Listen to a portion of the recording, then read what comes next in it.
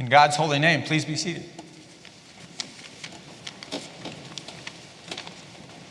So it's the day of Pentecost. It's the day of Skylar's baptism. She showed up in this world, what are we saying? A little less than 4 months ago, right? On the 20th,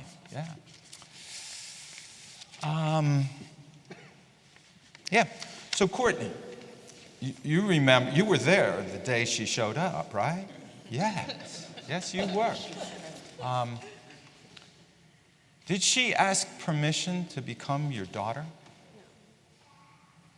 Did she ask permission to have all these wonderful people for her family? Did she perhaps earn her way in? Did she do anything to earn her membership in this family? No. In the same way with me. I pretty much just showed up. And then in that showing up, my mom and my dad gave me brothers and sisters. They gave me aunts and uncles. I had somebody to call grandma. I didn't earn it. I just showed up. That's what kind of thing happens to become a member of the family. That you show up and people love you. They give you food. They hold you. They fall down and get scrapes. They put bandages on you, get you all your vaccinations. They be your family. They become your family. And you don't have to do anything to earn it. You pretty much just show up. Relationships matter. Skylar's too young to understand. She gets mom, pretty much. You can bet on that. And in time, she's going to know that she's got people to love her and by their names. Do you think the day will ever come, Courtney, when Skylar can't remember who her mom was? She's not going to remember your name? It's going to be, let me think about who's my mom. No, that's going to be like that, right? That's going to be imprinted on her heart and her soul. Same with me. I never have to guess. Give me a minute so I can think of my mom's name. It doesn't work that way. You become family and then you become imprinted and your knowledge gets automatic. And what is that called? That is called the spirit of a family. It's not just knowledge. It's the experience. It's the direct experience of a loving spirit that pervades and is part of your life. You don't have to guess about it.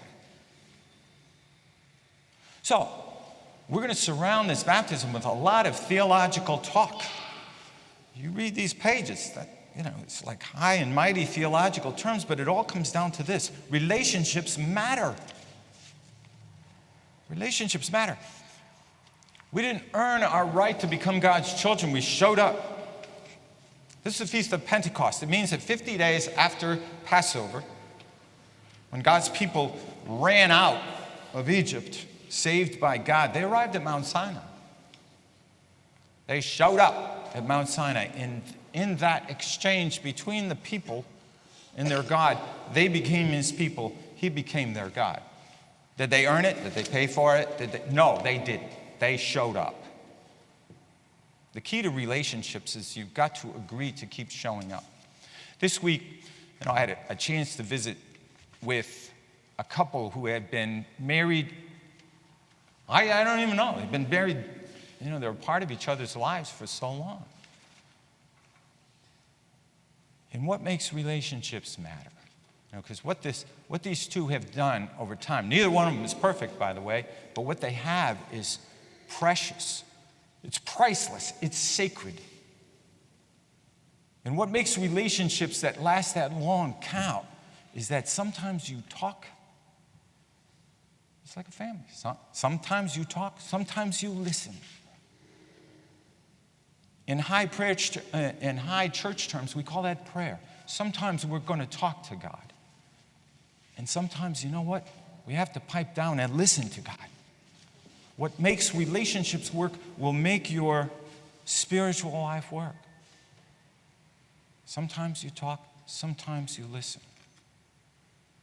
The other thing that makes relationships work